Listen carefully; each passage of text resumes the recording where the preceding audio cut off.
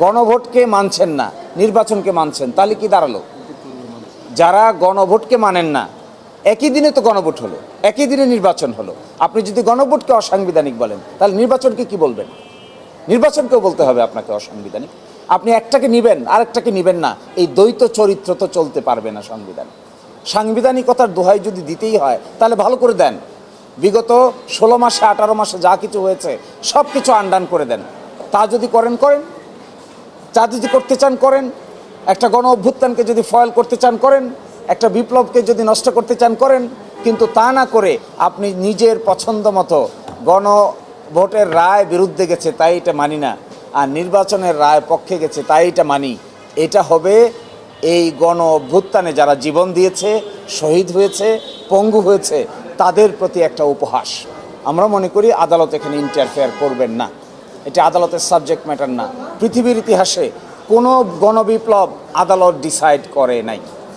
সকল গণবিপ্লব ঘটার পরে আদালত বরংস গঠিত হয়েছে, আমাদের দেশে তাই হয়েছে।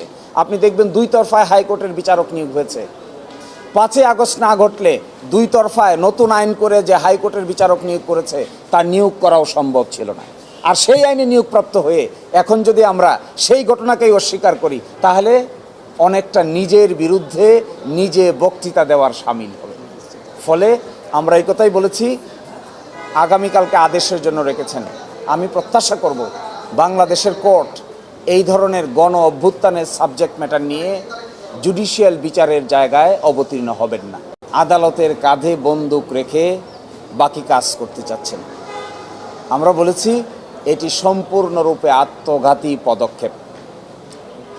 এখান থেকে যদি সরে না আসেন, তাহলে জুলাই সনদ, জুলাই মাস অফ সার্চ কিংবা পরবর্তীতে জুলাই সনদ বাস্তবায়ন আদেশ, এগুলো যদি প্রশ্নবিদ্ধ হয়, তাহলে গণভোট প্রশ্নবিদ্ধ হয়, নির্বাচন প্রশ্নবিদ্ধ হয়, এবং একই সাথে আগামীর পার্লামেন্টও প্রশ্নবিদ্ধ হয়। তারা বলেছেন এগুলো সংবিধানে নাই। এগুলো যদি সংবিধানে নাই, তারপরে ঐকমত্যের ভিত্তিতে বিশেষ সার্কামস্ট্যান্সে সেগুলি করা হয়েছে। সংবিধানে তো অন্তর্বর্তীকালীন সরকারও নাই, সংবিধানে তো সরকার পালিয়ে যাওয়ার বিধানও নাই, সংবিধানে তো অবশ্যই গণভোটের বিধানও নাই, সংবিধানে এই 2026 সালের 12ই ফেব্রুয়ারি নির্বাচন অনুষ্ঠানের কথাও নাই। তাহলে এগুলো কি করে হয়েছে? এগুলো সবগুলো হয়েছে একটা এক্সট্রাঅর্ডিনারি সিচুয়েশনকে মোকাবেলা করতে গিয়ে আইনগতভাবে সলা পরামর্শ করে এক একটা পদক্ষেপ নেওয়া হয়েছে। বাংলাদেশের সংবিধানে তো এই কথা লেখা নাই যে সরকার পালিয়ে বিদেশ চলে যাবে। বাংলাদেশের সংবিধানে তো এই কথাও লেখা নাই যে মাননীয় প্রধান বিচারপতি সহ সুপ্রিম কোর্টের বিচারপতিরা পদত্যাগ করবেন। কিন্তু বাস্তবতার খাতিরে গণ অভ্যুত্থানে যখন এগুলো ঘটে, পৃথিবীর ইতিহাস বলে এগুলোকে আদালত সিদ্ধান্ত নিতে পারে না। জনগণই হলো গণ অভ্যুত্থানের সবচাইতে বড় বিচারক। এটি বিচার কার্যের 2 দেয়ালের 4 দেয়ালের মধ্যে বসে জনগণের এত বড় আফসার্জকে ফয়েল করে দেওয়া যায় না। যদি আমরা বলেছি এটাই, এবং এখানে তাও বলেছেন যে দ্বিতীয় সংসদ শপথ কে নেবেন, কে দিবেন?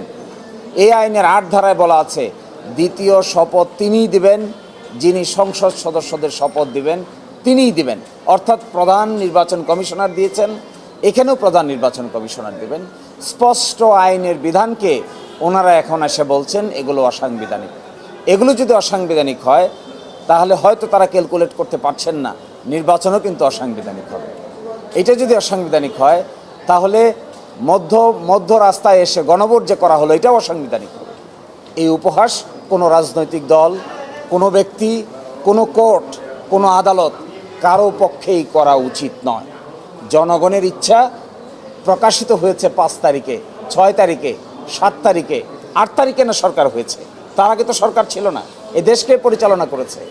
এই বাস্তবতাকে ভুলে গিয়ে কিতাবি এলেম নিয়ে আদালতের ভিতরে গণভোটকে যদি বাতিল করার চেষ্টা করা হয়, তাহলে আমরা বলবো তাই যদি চান তাহলে পুরাটা রিভিউ করেন।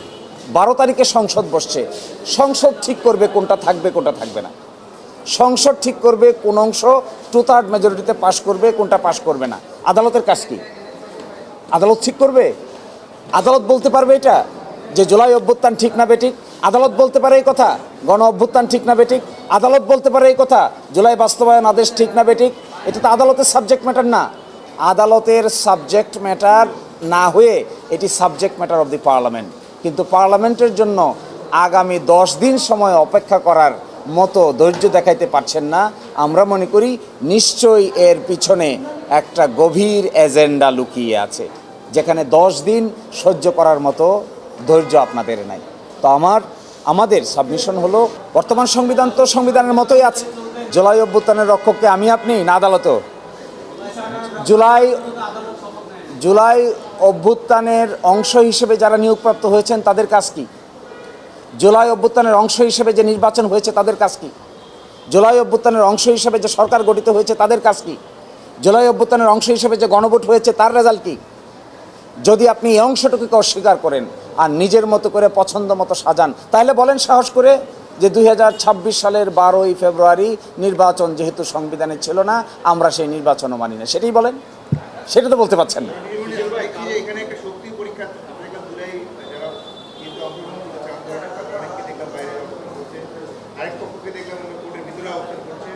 এখন সামগ্রিক বিবেচনায় এখানে যেমন হচ্ছে রুল আসতে পারে, রাষ্ট্রপতি বলেছে যে যদি তাদের রুল দিলে ইন্ডিয়ান অর্ডার যেহেতু নাই, রুল দিলে তাদের কোনো সমস্যা নেই। সার্বিকভাবে যদি কোনো রুল হয় সেক্ষেত্রে আপনাদের অবস্থা কী হবে? আদালত যদি রুল জারি করে তাহলে আমাদের কাজ হলো রুলের জবাব দেওয়া, এটা হলো আইনগত পদক্ষেপ। কিন্তু আমি মনে করি এটা আদালতের ডোমেইন না। আদালতের ডোমেইন কোনো গণ অভ্যুত্থানের আউটকামকে প্রশ্নবিদ্ধ করা আদালতের ডোমেইন হতে পারে না। আদালতের ডোমেইন হলো এই যে মাঝখানের অ্যাডিন্টেরিয়াম পিরিয়ডটা গিয়েছে, যেটি অন্তর্বর্তীকালীন সরকার কর্তৃক পরিচালিত, এই অংশটুকুতে যদি আদালত প্রোটেকশন না দেন তাহলে বাংলাদেশে না দিলে আরও বেশি ভ্যাকুয়ামের তৈরি হবে, আর দিলেই বরংস সামনের দিকে অগ্রসর হওয়াটা সহজ হবে। হ্যাঁ, এবং এই যে কথাগুলো আপনারা বলছি এখন কেন বলতে হচ্ছে, আমার ধারণা এই রিট পিটিশন যারা নিয়ে এসেছেন তাদের একটা ইল মোটিভ আছে, একটা ইল অ্যাডভাইস আছে, এবং আমি এটাও মনে করি তাদের কেউ কেউ এই রিট পিটিশনের কনসিকুয়েন্স সম্পর্কে ওয়াকিবহাল নন। আমি বলেছি আদালতকে এই কনসিকুয়েন্সটা সুইসাইডাল, আত্মঘাতী হবে। ঠান্ডা মাথায় ভাববেন, ঠান্ডা মাথায় চিন্তা করবেন, তারপরে দেখবেন নিজের পায়ে কোরাল মারছেন নাকি অন্যের পায়ে কোরাল মারছেন, বুঝতে পারবেন।